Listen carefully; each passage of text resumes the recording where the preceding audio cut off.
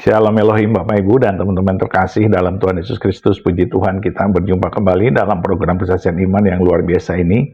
Doa saya Bapak Ibu dan teman-teman semua sehat ya, bahagia dan dalam perlindungan Tuhan yang sempurna, dan tentunya menjadi berkat yang besar bagi banyak orang untuk memuliakan nama Bapa kita yang di sorga ya, menjadi terang dan garam di dunia ini. Wow, luar biasa sekali. Baik, puji Tuhan, hari ini kita akan mendengarkan kesaksian dari Ibu Cipto Prasetyowati ya, seorang murtadin yang luar biasa ya, karena dari kecil ternyata beliau sudah mengarah kepada kekristenan walaupun seorang muslimah yang taat. Entah bagaimana beliau senang dengan memakai kalung salib, dan apa yang terjadi setelah dewasa, beliau akhirnya menjadi murtad. Dan itu membawa konsekuensi bahwa hidupnya mulai dijauhi oleh saudara-saudaranya, walaupun orang tuanya setuju saja dengan pilihan imannya yang baru.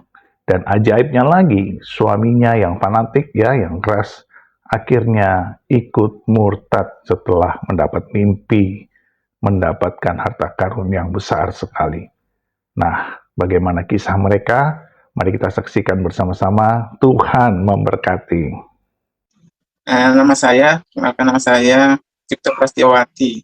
Maaf ya, itu nama seperti laki-laki, tapi karena ada kesalahan cetak dulu waktu itu. Saya latar belakang keluarga Muslim, saya pun yang dulu taat sama perintah-perintahnya. Saya berasal dari Salatiga. Setelah besar, saya pindah di Banyumas. Ikut bapak saya, dia seorang TNI kan, jadi pindah tugas lah. Saya besar di Banyumas. Saya dulu tidak mengenal Tuhan Yesus. Cuma dari kecil saya biasa pakai salib, itu diberikan sama kakak angkat saya. Saya tidak pernah malu. Biarpun dikuncing, saya kadang bilang, kamu sekolah kok pakai kalung salib? Nggak apalah, itu baik kok buat saya. Kayak gitu. Setelah itu, umur sekitar 8 tahunan, saya pergi ke tempat budi saya. Kebetulan istri kakak bapak saya itu Nasrani, ya. Kadang ngintip-ngintip di gereja. Dia ada anaknya di sekolah minggu. Sesudah itu, selang berapa tahun saya datang juga. Itu lagi, dari situlah awal sepertinya kok saya ada sih terbesit kayak kepingin gitu kan, pokoknya ngintip-ngintip di situ kan. Setelah besar saya pindah ke Salatiga. Udah Salatiga, saya pernah diajak sama seorang lah, ditawari, mau nggak pergi ke gereja? Saya nggak mau, saya menolak. Kenapa aku harus ke gereja? Karena agama saya kan agama sendiri gitu kan, saya gitu. Saya tidak mau, katanya nanti saya ajari ini kan gitu. Enggak lah, setelah saya di Salatiga, ada yang mengajak saya untuk ke gereja, tapi saya menolak mentah-mentah. Ya. Sesudah itu ada juga keluarga dari saya yang sekolah di sekolah Kristen. Saya sering nyuri-nyuri tengok Alkitab, seperti apa sih isinya, tapi nggak berani buka. Sesudah itu saya pergi juga ke Salatiga lagi, karena saya hidupnya kadang di Banyumas, kadang di Salatiga gitu kan. Saya lihat ponakan-ponakan saya itu kan ada yang Kristen ya. Saya kadang pikir-pikir enak juga kayaknya ya gitu. Ibadah gitu kan. Cuma orang itu nggak pernah mau dia bilang ayolah atau gimana mengenalkan Tuhannya gitu kan. Tahun 2003 saya di Singapura, sejak tahun 2000, mulai sebenarnya 2002. 2003 saya di Singapura sebagai TKW. Sesudah itu sering saya dengar radio Omega, saksian-saksian, lagu-lagu rohani, itu saya suka kan. Cuma saya nggak ada terbesit atau punya kawan yang orang-orang dari Kristen gitu kan. Kebetulan ada kesaksian, dia sharing-sharing tentang permasalahan rumah tangga, apa kan. Saya dengar, terus ada seseorang yang bilang, mmm,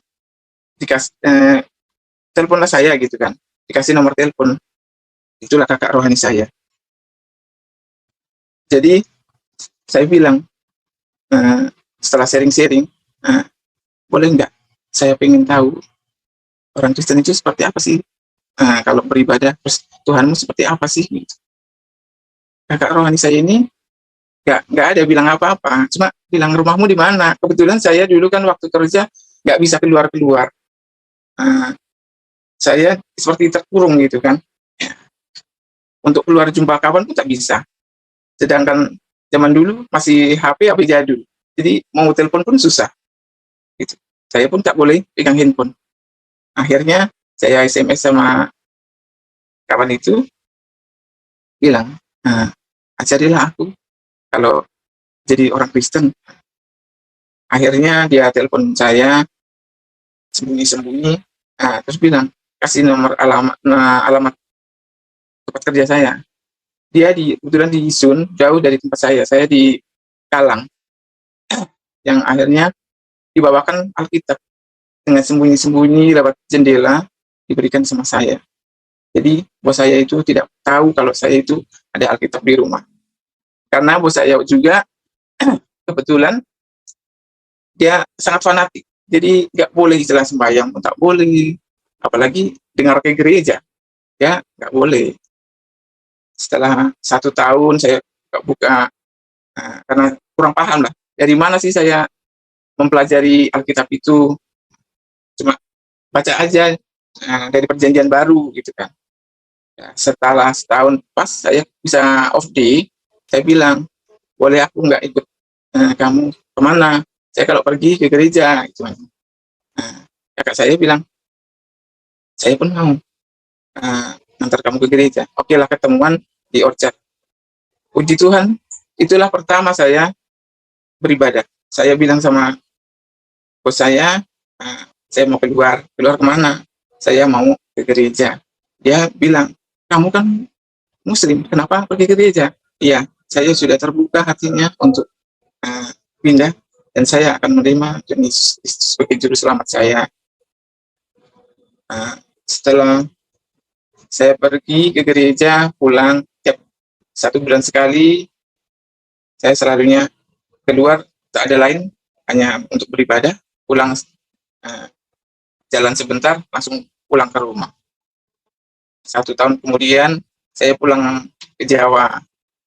Di Jawa, saya bilang sama ibu saya, "Bu, saya sudah pindah keyakinan."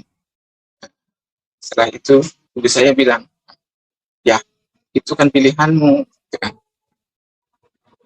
Kebetulan Budi saya yang Nasrani itu datang juga. Cuma saya tanya, "Budi, saya mau apa? Ikut ke gereja loh." Sama Budi. Di dibilangnya gini, "Maaf ya, nah Budi udah pindah keyakinan juga," katanya. Dia udah mengikuti, eee, keluarga lain, jadi muslim. Jadi saya kayak kecut kali hati saya menangis. Kenapa kok Budi saya pun justru pindah, dia meninggalkan Tuhan Yesus, gitu. Saya bilang, "Budi, ya nggak apa-apa lah, biar aja saya berjalan sendiri." Karena satu kampung saya itu cuma 1 orang yang ada, beragama Kristen dia, tapi saya tidak mengenal dia. Jadi saya bingung, kemana saya mau gereja, sedang gereja tempat kami kan jauh-jauh, lagipun gereja Jawa gitu, Pak. Akhirnya saya diam aja di rumah, nggak ada kawan, nggak ada komunikasi. Kalau keluarga saya, orangnya nggak terlalu fanatik sih, cuma ya kadang kala bilang, "Ih, udah apa kamu jadi orang Kristen? Udah lain gini-gini." Nah, saya cuek aja, karena itu kan keyakinan saya sendiri. Cuma saya masih mengingat dulu itu ibu saya pun, waktu kecil saya pernah main-main juga, ada patung-patung Bunda Maria, ada patung Yesus. Sampai sekarang dia nggak pernah bilang dari mana itu. Cuma saya tanya sama sekarang. Ibu kadang-kadang ibu saya telepon, asalnya dari mana sih Bu kok bisa ada patung itu, kemungkinan dulu ada Alkitab juga di rumah mungkin Bu. Dibilangnya, itu cerita lama gitu katanya. Setelah berapa bulan, saya pindah ke Batam. Saya merantau di Batam.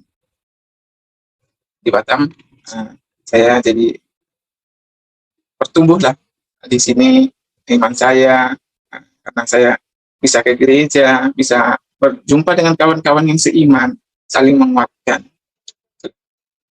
Sampai saya berjumpa dengan seseorang yang dari Muslim juga. Akhirnya dia terima Tuhan Yesus sebagai Juru Selamat dan menjadi pendamping saya. Tapi Tuhan tidak mengizinkan lama-lama. 10 tahun yang lalu Tuhan udah panggil dia ke surga. Itulah Pak. Sampai sekarang tinggal di Batam bersama 3 orang anak saya. Puji Tuhan, saya melayani anak-anak. Ada berapa orang lah yang terkadang saya pun bawa ibadah apa. Itulah Pak. Saya mau bertanya boleh ya, karena waktunya masih panjang, saya bertanya sedikit. Kok Bapak juga bisa percaya Ibu kepada Tuhan Yesus? Apa yang terjadi pada waktu itu? Apakah hanya ikut-ikutan saja karena Ibu sudah percaya, atau ada satu proses yang berkesan sehingga Bapak juga mengaku Yesus Tuhan? Panjang Pak prosesnya. Saya kenal sama Bapak itu selama 3 bulan. Setelah dia bilang sama saya nggak, kebetulan kakak Bapak itu seorang Nasrani juga. Dia udah terima Tuhan Yesus waktu menikah. Jadi dia seperti agak benci gitu sama kakaknya. Jadi bilang sama saya, aku nggak mau lah kalau kenal kamu terus nanti bersamamu jadi aku murtad katanya. Saya cuma bilang diam aja. Saya bilang nggak apa kalau memang kamu nggak mau, itu kan hak saya dulu pernah murtad kayak gitu. Setelah menjalani 3 bulan dia mimpi katanya, aku mimpi mendapat sesuatu yang besar katanya, kayak harta karun gitu kan. Saya bilang kemungkinan kamu dapat harta karun dari Tuhan kami gitu kan. Dia ketawa saja. Bapak ini dia posisi kerja di Pulau Bulan, jadi pulau agak jauh dari Batam. Dia jarang pulang kan. Saya bilang sama kakak rohani saya, kalau namanya Teguh, orang Klaten, ada mimpi begini. Oh ya, kita doakan aja semoga mimpi itu memang mimpi yang bagus gitu. Setelah mimpi 1 minggu itu, tiba-tiba dia bilang sendiri, mau nggak kalau kita pemberkatan? Saya kaget, luar biasa kaget. Memang mau kamu siap dibaptis, siap ke gereja, siap tinggalkan semuanya? Dia bilang mau. Puji Tuhan, minggu itu juga pulang. Terus saya bilang sudah nggak usah kerja, sementara kita harus cari gereja yang bisa menuntun kamu. Saya bilang kayak gitu. Setelah 1 bulan belajar di gereja, kami pemberkatan Pak. Iya. Sampai Tuhan menjemput dia. Itulah saksian saya. Iya. Ibu, apakah ada satu kalimat atau apakah Ibu pernah bertanya, oh kamu bisa percaya kepada Tuhan? Kepada almarhum maksud saya. Apakah Ibu pernah bertanya kepada suami, waktu itu kok kamu jadi bisa percaya tiba-tiba mau baptis gitu ya, mau ikut saya? Apakah ada pengalaman tertentu? Atau apakah dia diberikan hikmat dalam juga dengan mimpinya atau gimana? Tidak Pak. Ya cuma itu mimpi dia itu aja, mendapat harta karun gitu aja. Gak ada lain-lain, saya pun nggak bilang. Ya cuma setelah mimpi itu berapa hari kemudian dia bilang kalau dia ingin pemberkatan gitu aja. Amin. Puji Tuhan ya. Selalu ada tanda-tanda dari Tuhan. Ketika kita mencari-cari kebenaran, Tuhan selalu memberikan tanda. Menemukan harta karun dalam tanda kutip ya, itu adalah keselamatan kekal. Kalau bagi saya menangkapnya itu adalah keselamatan kekal. Dan ternyata meskipun tidak panjang usia dari Bapak, tetapi yakin dan percaya ya saat ini berada di sorga. Karena sudah dikasih mimpi untuk menemukan harta karun. Harta yang terbesar yang tidak bisa digantikan adalah kita hidup di dalam sorga bersama dengan Bapak. Puji Tuhan. Saya juga mau lanjut bertanya. Apa yang Ibu rasakan saat ini? Waktu Ibu memutuskan mengikut Tuhan Yesus, apakah ada perbedaan yang Ibu rasakan? Ataukah sama saja? Atau bagaimana? Coba Ibu ceritakan sedikit di bagian ini, biar kita juga bisa sedikit mengetahui pengalaman dari Ibu. Ketika Ibu ikut Tuhan Yesus, apa yang Ibu rasakan? Ketika saya ikut Tuhan Yesus, saya merasakan damai sejahtera. Jadi sebelum itu, saya sering banyak masalah apa. Jadi kalau sudah banyak masalah itu, ya saya itu nggak jelas gitu, Pak. Setelah saya mengenal Tuhan Yesus, jadi kehidupan saya, semuanya saya serahkan pada Dia. Biarpun saya hidupnya di bawah, saya sering benci sama orang-orang, tapi saya tetap percaya. Tuhan Yesus luar biasa, Tuhan Yesus baik. Dia selalu menopang saya dalam keadaan apapun. Walaupun saya setelah ditinggalkan Bapak, anak saya masih kecil-kecil, 3 orang, saya tetap percaya kalau Tuhan Yesus selalu ada bersama saya. Makanya saya sampai sekarang, saya tetap bersama Tuhan Yesus. Saya percaya ada kekuatan tersendiri. Puji Tuhan. Ibu, jadi waktu itu ditinggalkan anaknya masih kecil ya? Usia berapa tahun? 3 orang anak Ibu nih. Yang besar 6 tahun, terus 3 tahun setengah, sama umur 2 tahun. Wah, bagaimana cara Ibu bisa melewati pergumulan yang berat itu ya Bu ya? Ketika itu anak-anak masih kecil, ditinggalkan oleh suami. Apa yang Ibu bisa bagikan kepada kami pada waktu itu? Apa yang Ibu lakukan, perjuangan Ibu untuk dapat dengan memelihara anak-anak ini sampai dewasa, Ibu? Puji Tuhan, itulah luar biasanya Tuhan memelihara saya. Saya waktu itu tidak ada skill. Jadi saya ada sedikit bisa menjahit permak-permak. Mesin saya pun cuma sepenggal. Saya sedih sebenarnya. Ya, saya bilang Tuhan, macam mana saya harus menghidupkan anak saya. Ya memang kakak rohani saya tuh mendukung saya. Udah kita besarkan sama-sama. Tapi pun ya saya tetap ada risau, ada kekhawatiran. Tapi saya tepiskan semuanya. Tuhan, cukupkan saya untuk menghidupkan anak saya. Nah, setelah itu kebetulan ada orang menjual mesin jahit, cuma kayunya saja. Jadi saya pakai, saya buka permak. Disitulah terus saya belajar bikin kue seadanya. Nah, akhirnya itulah yang bisa untuk menopang saya. Saya pun kalau mau ke gereja jauh Pak, saya harus gendong anak saya. Terus kalau masalah mau ke gereja Pak, ada aja kebaikan Tuhan ini selalu ada lah pokoknya di rumah tangga kami bersama anak kami, selalu ada berkat yang selalu didatangkan sama Tuhan. Wah, luar biasa ya. Ya, sampai saya 3 tahun, akhirnya saya memutuskan sepertinya saya mau ke Jawa lagi. Kebetulan saya ada gubuk di Batam, dijual untuk saya pulang ke kampung. Saya mau dari nol lagi, istilahnya gitu Pak. Dari nol lagi, saya pulang kampung. Tapi setelah di kampung pun sepertinya kayak redup gitu. Saya nggak bisa kalau hidup di kampung lagi dengan lingkungan yang berbeda. Jadi saya pun tak ada kawan, harus dari nol lagi. Kalau kawan biasa kan selalunya bilang gini, kenapa kamu kok jadi pindah agama? Saya bilang, ya apa, itu kan keyakinan saya sendiri. Terus orang tua memang nggak melarang katanya. Enggak, orang tua saya bukan saya. Nah, orang tua saya tahu agama itu pilihan dia sewaktu bayi gitu kan. Dari mulai lahir kan memang sudah dia yang menetapkan kamu harus begini gitu kan. Setelah besar saya dibebaskan, terserah.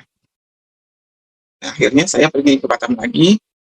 Kakak rohani saya lah yang selalu mendukung saya, anak-anak saya. Sampai sekarang saya tetap sukacita biarpun keadaan saya sering lah nol gitu. kekhawatiran saya pun saya tak pernah pikirkan. Saya tetap percaya Tuhan Yesus selalu bersama saya, selalu menguatkan saya, terus juga anak-anak saya. Puji Tuhan, anak-anak saya pun rajin beribadah.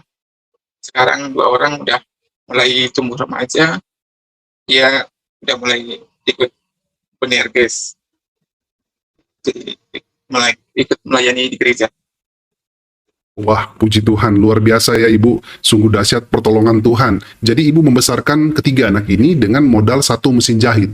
Itu pun mesin jahit tadi Ibu katakan hanya setengah, saya tidak paham maksud setengah ini bagaimana, sampai satu ketika ada yang menjual mesin jahit, Ibu beli kayunya. Jadi maksudnya bagaimana ini setengah? Apakah rusak, tidak bisa terpakai, atau kadang-kadang jalan, Bukan. kadang-kadang tidak? Bukan, mesin jahit itu kan ada kepalanya, ada Ya. badannya. Iya. Jadi kepalanya saja yang saya punya, badannya tidak ada, mejanya tidak ada.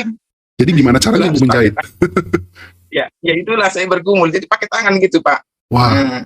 Pakai tangan digoyang-goyang gini, Pak. Oh. Jadi tidak pakai kaki. Biasa kan Ibu pakai kaki ya? Kita kan pakai kaki, terus diputar mesinnya. Jadi Ibu pakai tangan putar gitu ya? Ya. Waduh. Dikasih kayu gitu. Ya itulah Pak, jalan kehidupan saya. Waduh, betapa sulitnya ya Ibu, bagaimana Ibu tetap tidak putus asa untuk menjahit dengan menggunakan tangan. Ibu saya juga seorang penjahit. Jadi waktu kecil saya melihat bagaimana dia menjahit. Jadi kalau dia menjahit, ya tidak mungkin lah kalau pakai tangan. Setahu saya, ada di kaki, ya, kalau mungkin sesudah sekarang ini ada dinamo namanya ya, ada pakai dinamo gitu bisa muter gitu ya. Tapi dulu pakai kaki, mereknya itu ada merek apa ya? Butterfly, Singer, kalau saya tidak salah. Terus untuk memutarkan rodanya itu harus menggunakan kaki ya, yang seperti pedal itu diinjak, terus naik, terus injak lagi sehingga bisa memutar roda dari mesin jahit. Nah, saya tidak habis pikir bagaimana kalau tanpa itu, dan Ibu memutarnya pakai tangan untuk menjahit. Betapa lamanya untuk proses menjahit itu, Bu ya. Jadi makan waktu. Iya. Tapi luar biasa Ibu ya, Ibu tidak putus asa di balik pergumulan itu. Ya mungkin Ibu waktu itu menjahit dengan air mata, tangisan karena anak-anak masih kecil, dan Ibu berdoa kepada Tuhan. Tuhan menjawab, Ibu bisa membeli bagian yang lain dari mesin jahit untuk Ibu pakai. Dan sekarang anak-anak Ibu semuanya sudah selesai sekolah? Belum Pak. Anak saya yang besar SMA kelas 1. Oh iya betul, ya SMA kelas 1. Ya, yang kedua SMP kelas 1, yang terakhir SD kelas 6. SD kelas 6. Jadi, tapi semuanya sekolah Bu ya sampai saat ini ya? Puji Tuhan Pak. Puji Tuhan. Semua. Apakah Ibu juga masih menjalankan profesi Ibu sebagai penjahit atau ada juga profesi lain yang Ibu jalankan? Saya masih ada terima permak, tapi ada yang lain saya membuat kue ulang tahun. Oh, buat kue juga Bu ya? Ya, saya belajar secara otodidak, itulah untuk kawan-kawan gitu, teman-teman gitu aja. Wah, luar biasa ya. Belajar otodidak pun bisa menghasilkan. Kalau kita mau, Tuhan kasih hikmat. Tuhan kasih hikmat Bu ya, sampai Ibu juga bisa membuat kue-kue ulang tahun, juga menjahit, menerima juga permak. Permak itu maksudnya pakaiannya sudah jadi, tetapi di permak gitu ya, apa dibesarin sedikit, dikecilin gitu ya, pinggangnya, kakinya. Wah, luar biasa Ibu ya. Tetapi Tuhan benar-benar luar biasa. Tuhan kita adalah Tuhan yang hidup. Bagaimana seorang ibu dengan mesin jahit, saya tidak tahu dalam 1 bulan itu berapa baju yang bisa dihasilkan. Tetapi kalau manual mesin jahit, ya cukup tidak banyak ya yang bisa dihasilkan dalam 1 bulan baju-baju yang dijahit itu karena membutuhkan waktu. Tetapi bisa menyekolahkan 3 orang anak, ya 3 orang anak bisa disekolahkan sampai saat ini. Dulu masih kecil ditinggalkan oleh suami. Dan kita melihat betapa pada malam hari ini Ibu tetap bersuka cita. Ibu kelihatan sehat ya, kelihatan bugar. Di dalam Tuhan memang berbeda. Tuhan kita Tuhan yang dahsyat ya, Ibu ya. Nah, tentunya Ibu waktu mengalami down atau pergumulan yang dapat dikatakan berat, namanya juga seorang ibu mau menghidupkan 3 orang anak. Nah, ketika Ibu merasa bahwa itu terlalu berat, apa yang Ibu lakukan? Apakah Ibu tetap bekerja saja atau Ibu juga berdoa kepada Tuhan, Ibu meminta, dan bagaimana Ibu meresponi pergumulan Ibu pada waktu itu? Saya kalau sudah capek, kadang tengok anak, terus keadaan ekonomi yang lemah, saya ya cuma berdoa sama Tuhan. Tuhan, berikan kekuatan sama saya, biar saya tetap berjalan bersamamu. Nah, puji Tuhan, selalu ada titik terang. Saya tak pernah terjatuh, tergeletak gitu aja. Jadi selalu diangkat sama Tuhan.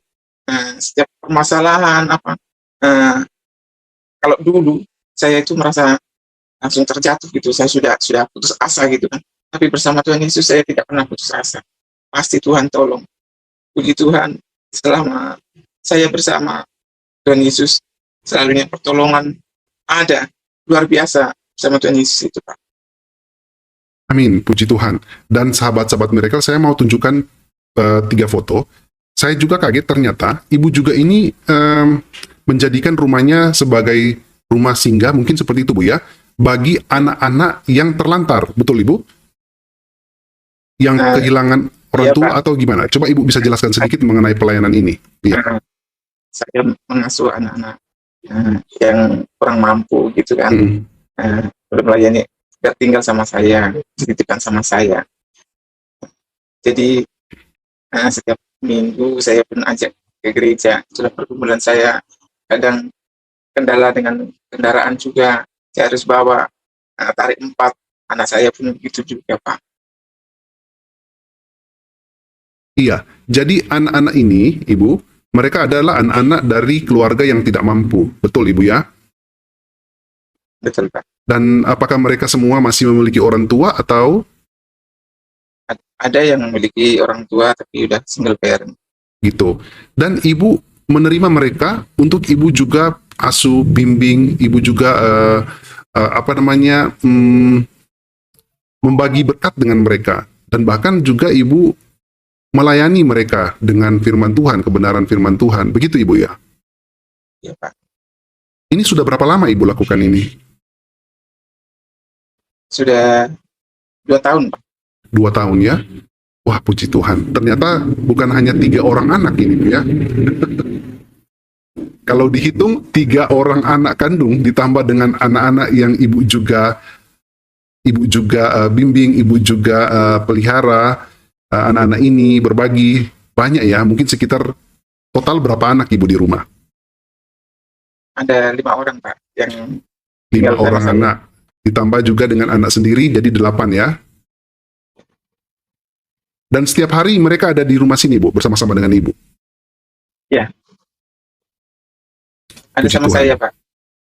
Puji Tuhan ya, sepertinya Ibu ini memiliki waktu, bisa berbagi waktu lah dengan baik. Di balik kesibukan Ibu juga harus menjahit, membuat kue, tetapi di satu sisi Ibu juga melayani anak-anak ini. Dari orang tua yang tidak mampu, ada yang sudah kehilangan, tidak ada lagi orang tua, tetapi ada juga yang memiliki orang tua tetapi tidak mampu, dan Ibu masih bisa untuk berbagi berkat, Ibu mengurus mereka. Luar biasa. Inilah kalau hidup kita, hidup yang berbuah. Setelah kita mengenal Tuhan yang benar, maka kita juga bisa mengaplikasikan di dalam kehidupan kita. Baik dengan kasih, karena kasih itu kan harus diaplikasikan. Kalau kita tidak apply, ya susah juga ya bagaimana bisa mengenal kasih. Tetapi ketika Ibu melakukannya melalui anak-anak ini yang kurang mampu, Ibu menunjukkan kasih Kristus. Luar biasa. Meskipun baru 2 tahun Ibu ya, tetap semangat untuk menjadi berkat buat mereka. Karena mereka akan mengenang kebaikan Ibu. Mereka akan mengenal Tuhan yang benar. Karena akan mereka lihat adalah sosok seorang ibu yang luar biasa. Yang bisa juga membimbing mereka, berbagi berkat dengan mereka, dan juga bisa menjadi panutan tentunya bagi mereka. Puji Tuhan, Ibu Cipto luar biasa kesaksian Ibu. Wah, Pak Sumarsono, senior ini ya. Saya selalu dikuatkan ketika saya melihat senyuman dari Bapak Sumarsono. Shalom, selamat malam Pak Sumarsono. Apa kabar? Salam, kabar luar biasa, baik. Haleluya. Puji Tuhan. Puji Tuhan. Silakan Pak, silakan. Jadi di sini Bu, saya melihat sosok ibu ini sederhana, tapi jalan. Hanya hubungannya dekat dengan Tuhan. Ya. Memang rahasia sukses itu dalam Kristus itu hubungan Bu ya, hubungan kita dengan Tuhan.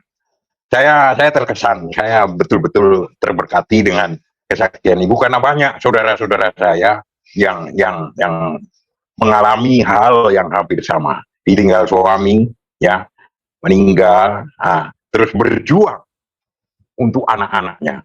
Wah, ini perjuangan itu. 1 tahun itu 360 hari. Kita berjuang setiap hari. Dari hari ke hari, dari hari ke hari. Kalau tidak ada Tuhan, bagaimana lah bisa kita bayangkan. Setuju. Ya, itu. Betul. 360 hari 1 tahun. Setiap hari berbeda-beda masalah. Benar. Iya. Benar. Nah, kalau tidak ada koneksi atau terhubung senantiasa dengan Tuhan, apalah jadinya, berbagai macam hal bisa terjadi. Nah, terpujilah nama Tuhan dalam diri ibu, ya, bisa bertahan, mempertahankan 3 orang anak selama sudah 10 tahun lebih ya. 10 tahun lebih saya perhatikan dulu 10 tahun yang lalu. Suami ibu dipanggil Tuhan. Ya, setelah menerima Yesus. Satu Ya. keberuntungan yang tidak bisa diduga itu. Jadi itu udah selama 10 tahun lebih ibu berjalan tertatih-tatih. Saya ingin bagikan satu ayat dari Mazmur 37. Baik. Ya, itu, Mazmur 37 ayat. Ya, ayatnya kalau apa ada ayat 3 sama ayat berapa itu yang Tuhan menetapkan langkah-langkah orang. Nah, itu. Ya. Kalau ayat 3 ini, percayalah kepada Tuhan dan lakukanlah yang baik. Diamlah di negeri dan berlakulah setia. Dan bergembiralah karena Tuhan. Maka Ia akan memberikan kepadamu apa yang diinginkan hatimu. Itu. Amin. Ini poin ini ya. Keinginan kita itu banyak, Bu. Ya. Keinginan kita banyak, Bu. Ya, banyak.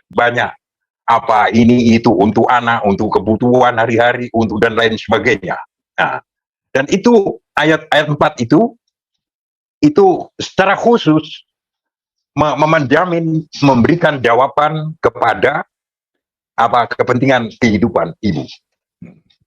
Lalu kalau kita mendapat masalah, dalam ayat yang kelima jelas itu dikatakan, serahkan hidupmu kepada Tuhan dan percayalah kepadanya, Dia yang akan bertindak untuk kamu. Amin. Amin. Nah, itu Bu. Nah, ya, ini. Jadi dengan demikian kita punya pegangan. Dan untuk berikutnya saya ingin bertanya. Ada 2 pertanyaan, Bu, untuk Ibu. Bisa kira-kira bisa jawab. Gampang sekali bertanya. Pertama, siapa Bu Ibu anak perempuan yang pegang gitar itu, Bu? Ibu Rafa. Oh, Ibu Red. Guru sekolah minggu atau pengerja?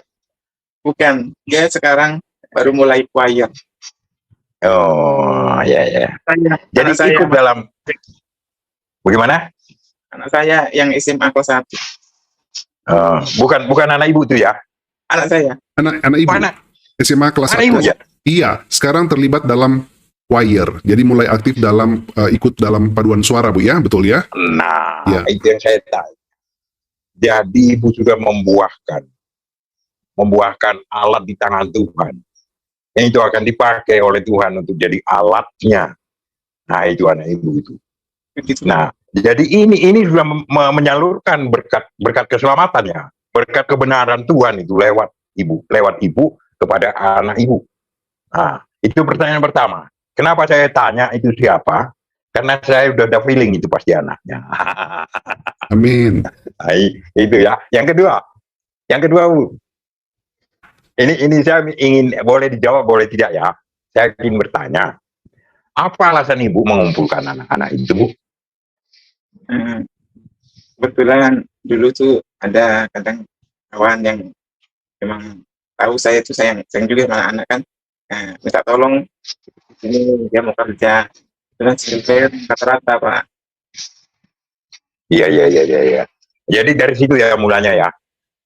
Kemudian Ibu mungkin ada rasa perhatian khusus kepada mereka, anak-anak itu. Saya masuk anak-anak juga Pak. Oh iya. Ya memang. Ya. Paling tidak lah mengarahkan, terus bawa ke ikut beribadah, biarpun. Oh iya. Bagus. Diberkati. Itu, saya usahakan untuk bawa anak-anak pergi beribadah. Sekalipun satu motor saya harus tumpangi 5 orang. Iya. Ya, luar biasa, Bu. Ya, jadi saya hanya ingin menyarankan bahwa semua kegiatan Ibu itu dalam Tuhan, dalam doa, bawa kepadanya. Barang siapa setia pada hal yang kecil, kepadanya akan dipercayakan yang lebih besar lagi. Amin. Kalau Ibu itu betul-betul berjalan dalam Tuhan, dan itu melibatkan Tuhan secara konkret, nyata, maka yang kecil semakin bertambah, semakin menjadi besar. Setia kepada hal yang kecil, kepadanya akan diberikan kuasa yang lebih besar lagi. Amin. Amin. Amin. Haleluya. Tuhan memberkati. Iya, puji Terima Tuhan. kasih, Pak. Iya, terima kasih. Terima kasih juga Pak Sumarsono ya. Luar biasa Bapak sudah berbagi pada malam hari ini. Dan tadi Bapak mengatakan 360 hari itu berkat setiap hari Tuhan siapkan. Baru setiap hari. Saya teringat di salah Aduh, satu ayat ya. Baiknya kita bagikan supaya juga menjadi kekuatan bagi teman-teman yang di luar sana yang sedang menyaksikan pada malam hari ini. Ratapan 3 ayat 22 sampai 23 ya. Ini ayat yang sangat familiar.